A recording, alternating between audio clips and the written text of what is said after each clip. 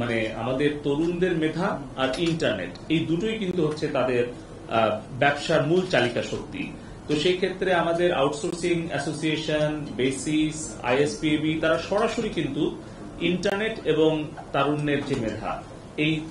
এই দুটোর উপরে কিন্তু তাদের ব্যবসায়িক কার্যক্রম সম্পূর্ণ নির্ভর করে। আমাদের ফ্রিল্যান্সার যারা আছে ভাই বোনেরা, তাদেরকে আমরা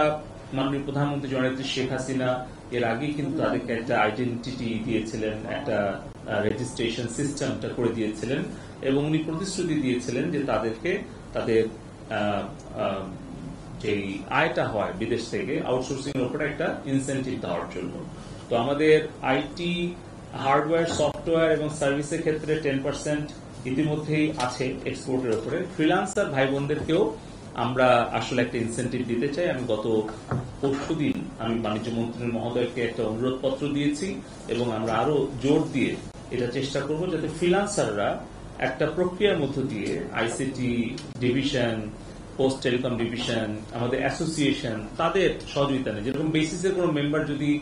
ক্যাশ ইনসেন্টিভ চায় তাহলে বেসিসের কিন্তু একটা প্রত্যয়নপত্র বা এক ধরনের মেকানিজম আমরা বাংলাদেশ ব্যাংকের সাথে করেছি। সেরকম ভাবে বাণিজ্য মন্ত্রণালয়, ডাক টেলিযোগাযোগ, আইসিটি মন্ত্রণালয় মিলে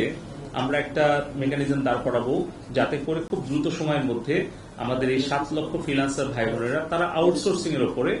ইন্ডিভিজুয়াল ফ্রিল্যান্সাররাও যাতে একটা ইনসেন্টিভ পায়, সেটা আমাদের প্রস্তাব আমরা দিয়েছি। আমরা আশা করছি এটা বাণিজ্য মন্ত্রণালয় থেকে একটা খুব ইতিবাচক আমরা সাড়া পাবো। দ্বিতীয়ত আমাদের ইন্টারনেটের দামটা আসলে যাতে গ্রাহক পর্যায়ে এবং ব্যবসায়ী পর্যায়ে আরো কমানো যায়, যেটা ইতিমধ্যেই গত 15 বছরে মাননীয় প্রধানমন্ত্রী জননেত্রী শেখ হাসিনা কমিয়ে পার এমবিপিএস এখন তো 60 টাকার নিচে নামিয়ে এনেছি আমরা, এবং এটা ছিল 85,000 টাকা পার এমবিপিএস 15 বছর আগে। আমাদের আসলে ব্যবসায়িক নেতৃবৃন্দ বলছিলেন যে গত 15 বছরে আমাদের যে ডিজিটাল বাংলাদেশের যা অর্জন, আজকে আমরা এই সংকটকালীন সময়ে এবং 2 বছর করোনাকালীন সময়ে যেটা আমরা উপলব্ধি করলাম যে আমরা প্রযুক্তি এবং ইন্টারনেটের উপরে কতটুকু নির্ভরশীল, এটা আমাদের ব্যবসায়িক কার্যক্রম, আমাদের যে কোনো শিক্ষা কার্যক্রম, স্বাস্থ্য কার্যক্রম, এটা কিন্তু আমরা উপলব্ধি করতে পেরেছি। তো এই জায়গাটা থেকে আমাদের এই তারুণ্যের মেধা এবং প্রযুক্তির শক্তিকে আমরা কাজে লাগিয়ে কিভাবে 41 সাল নাগাদ একটি উন্নত, সমৃদ্ধ, একটা প্রগতিশীল আমরা সোনার বাংলাদেশে পরিণত হব,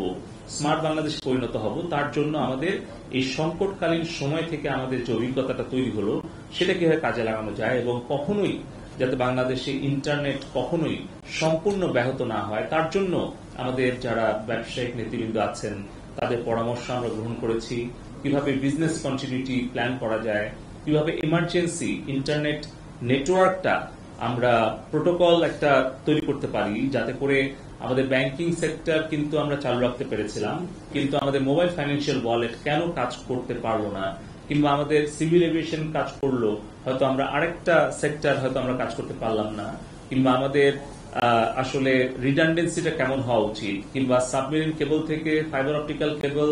আন্ডারগ্রাউন্ড আসবে, সেখানে ওভারহেড কতটুকু যাবে, বা ওভারহেড যদি যেতেই হয় তাহলে তার নিরাপত্তাটা কেমন থাকবে, এই সামগ্রিক বিষয় নিয়ে আমরা কথা বলেছি।